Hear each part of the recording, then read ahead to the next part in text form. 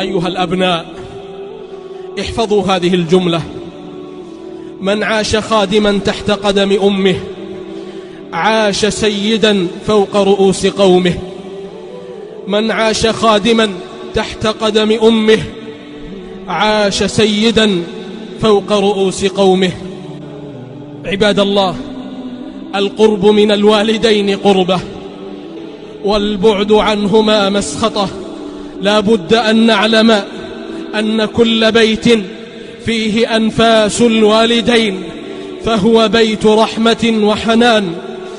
الوالدان أفنيا الأعمار وأنفق الأموال علينا صغارا، تعلقت قلوبهم بنا كبارا، حتى إذا احدودب منهم الظهر وتقاربت الخطى